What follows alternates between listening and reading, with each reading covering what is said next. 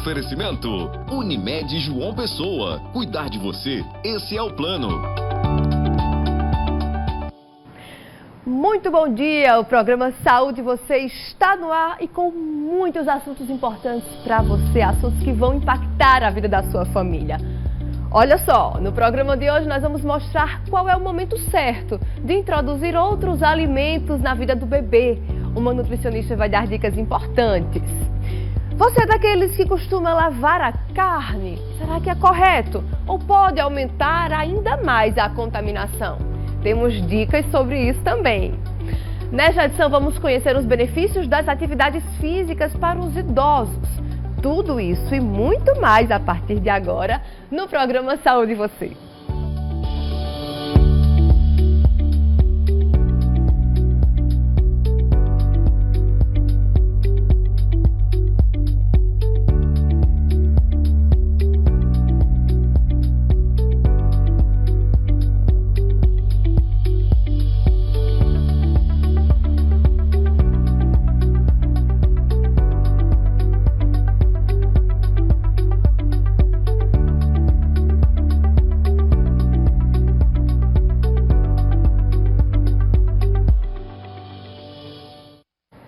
Muito bom dia, seja bem-vindo ao programa Saúde Você. É uma alegria muito grande poder estarmos juntos em mais um fim de semana para falar de assuntos tão gostosos, tão importantes para a nossa saúde, para o cuidado da nossa família, não é mesmo? Eu adoro estar aqui com você e adoro o fato de você abrir as portas da sua casa e nos permitir passar esse tempinho. Vamos começar o programa de hoje já com um assunto extremamente importante. Sabe por quê? Porque eu vou falar agora de uma doença que é uma das principais doenças crônicas que afetam os brasileiros, extremamente importante e que você também precisa conhecer um pouco mais. Estou falando do diabetes. Como é que está a quantidade de glicose do seu sangue? Você tem ideia? Quando é que você fez o último exame? Se tiver alterada, é importante redobrar os cuidados.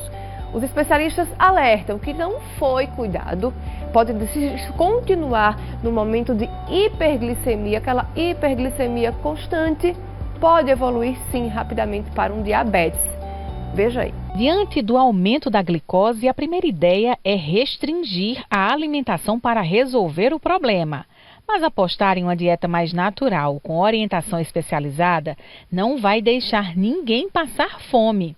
Alguns alimentos ajudam nesse processo, como explica o nutricionista Joaci Barros. Tudo que a gente come se transforma nesse açúcar, que é a glicose, que vai se transformar em energia para o nosso corpo utilizar. Então, qualquer tipo de alimento vai se transformar em glicose. Então, para um diabético, a primeira coisa que a gente tem que pensar é o que é que eu devo fazer para que esse glicose, esse açúcar, não leve a altos picos. A gente tem que controlar esse nível de açúcar no sangue.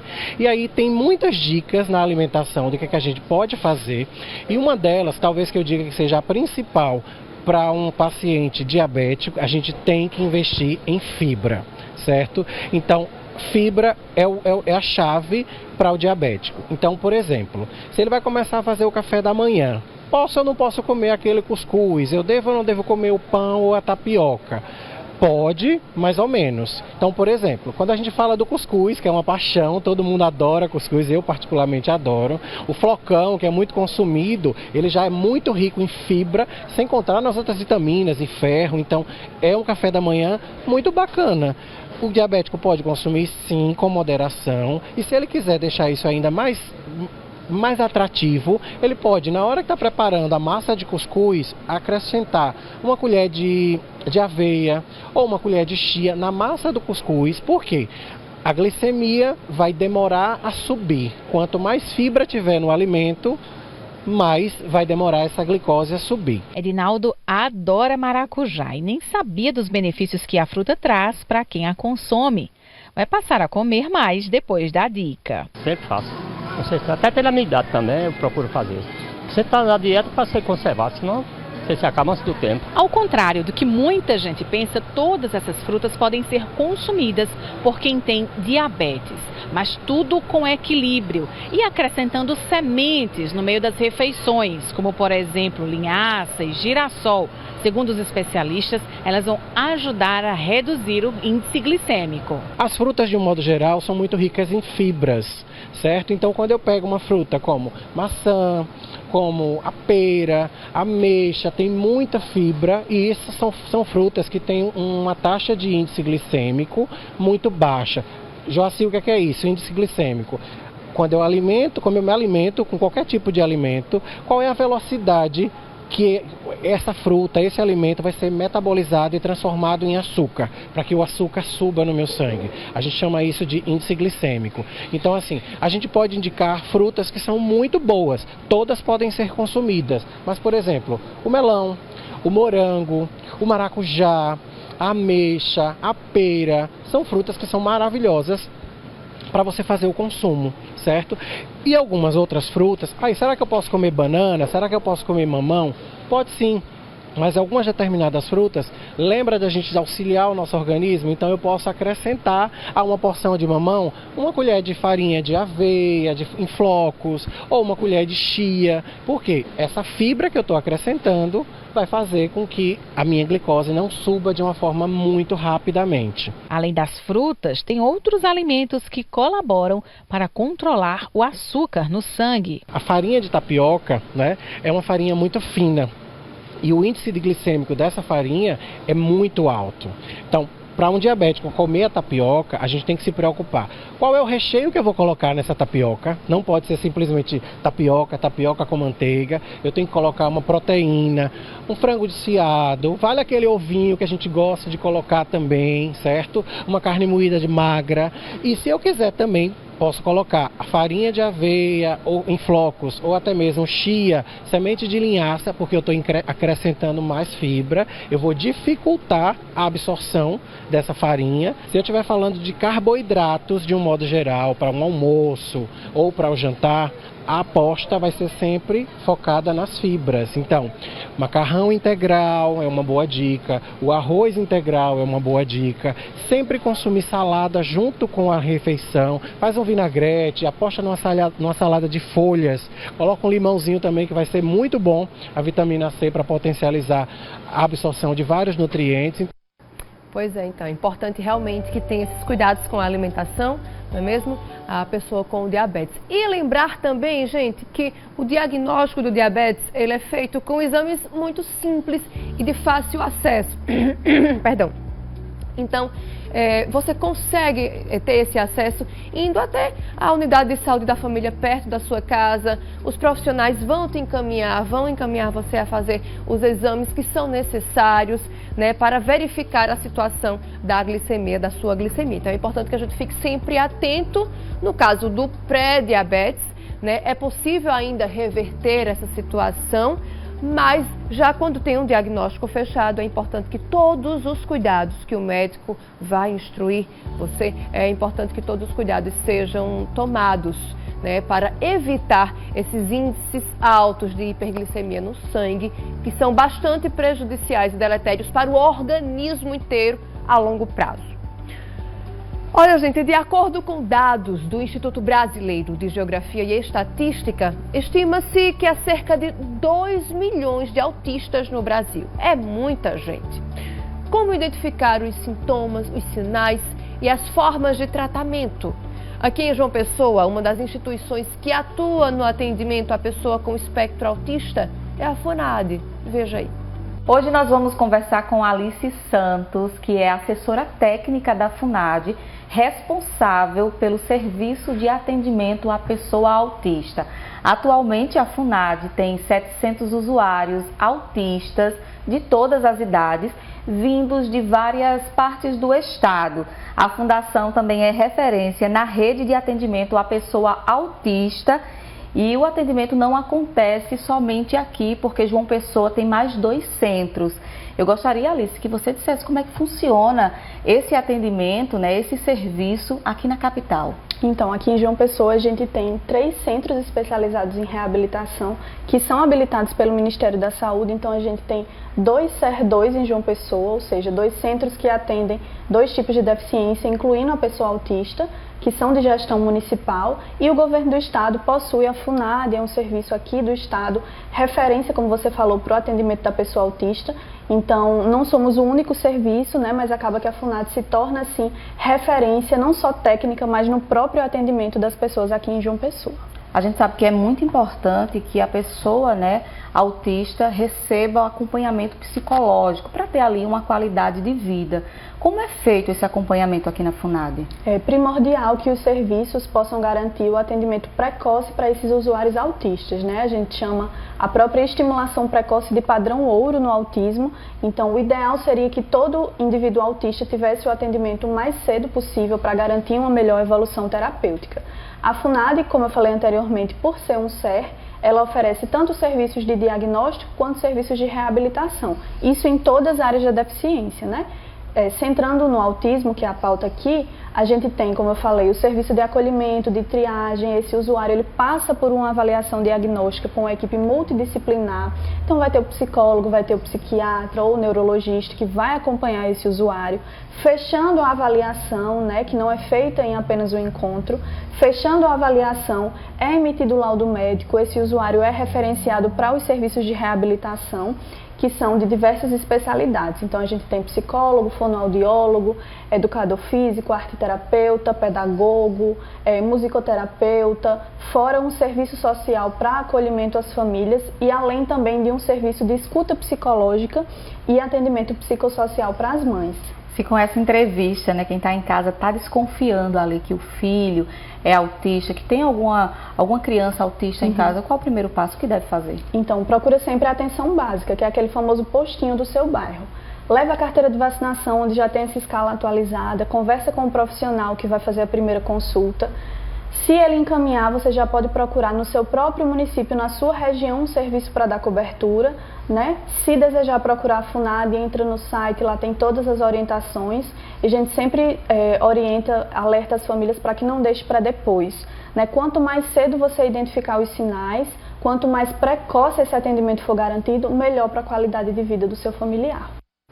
Tá, então, importante essa orientação. A intervenção precoce é extremamente importante e vai fazer realmente a diferença na vida, né, da pessoa com autismo. E é importante que fiquemos atentos aos sinais e buscar ajuda. Tirar dúvidas, está com dúvida? Busca ajuda, porque tem uma unidade de saúde da família perto da sua casa, alguém que vai poder te ajudar, vai poder orientar, pelo menos, acolher informações em locais de mais eficácia, em locais que tem um atendimento especializado, caso aquela unidade não esteja capacitada para fazer, então, essa abordagem.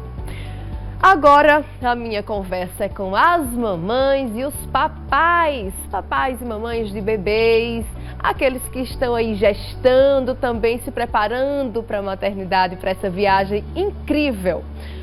Olha só, vocês já começaram a introduzir outros alimentos na vida do seu bebê? Uma tarefa muito desafiadora para os pais, que começa, na maioria das vezes, mais ou menos ali aos 6 meses de vida. E buscando ajudar nesta nova tarefa, que é desafiadora, a gente conversou com a nutricionista, que vai dar dicas importantes. Acompanhe. Até 6 meses, o único alimento que o bebê deve ter acesso é o leite materno.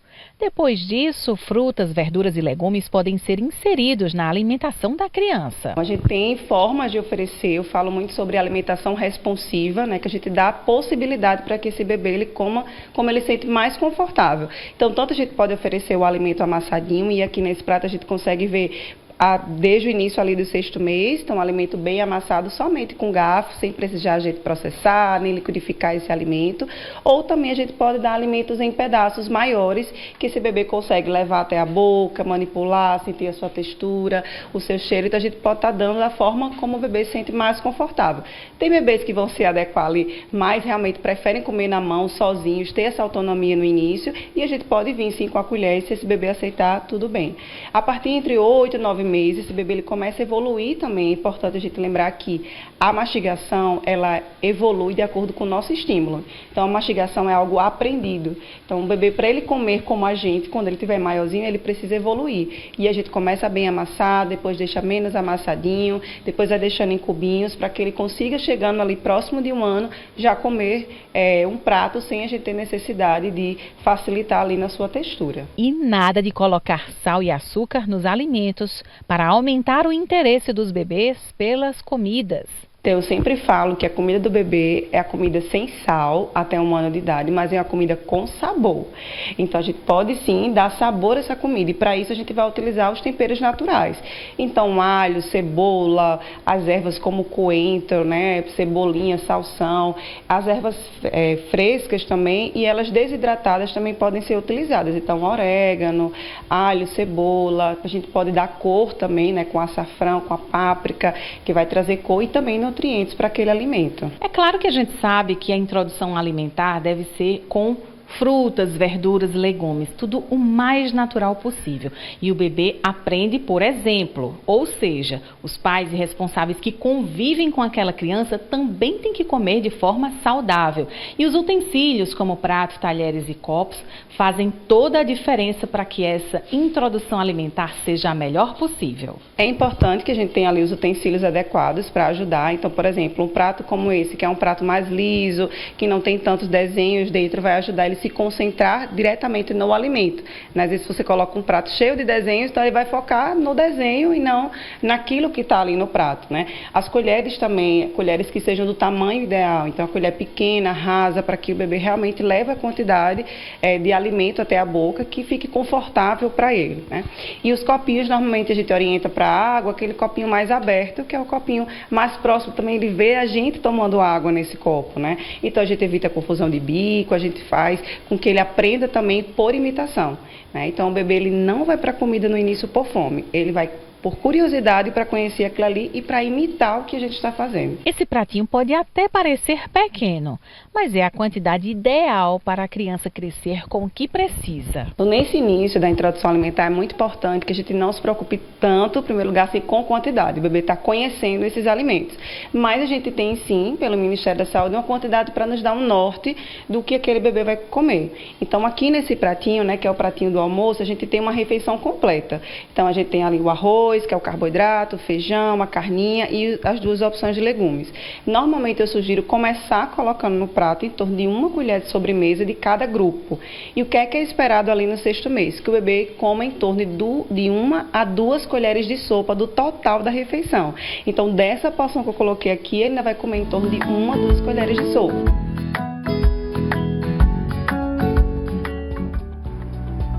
Gente, é uma fase linda, é uma fase trabalhosa também. Eu tô bem nessa fase aí em casa, com minha bebezinha de 7 meses.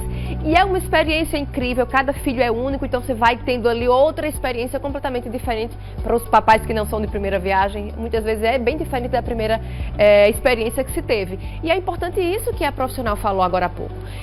A gente não pode criar ansiedade e querer que aquele bebezinho que está conhecendo a comida agora coma um prato. Não, gente, calma, isso aí é uma construção e tudo vai depender desses primeiros passos. É importante que a gente haja com leveza, que vá deixando ele tocar, sujar, se sujar, tentar colocar na boca também.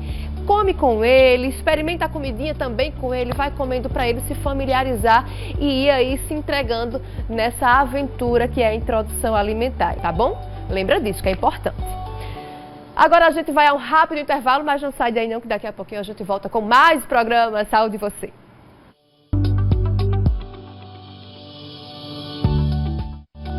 Saúde e Você. Oferecimento Unimed João Pessoa. Cuidar de você, esse é o plano. Para ela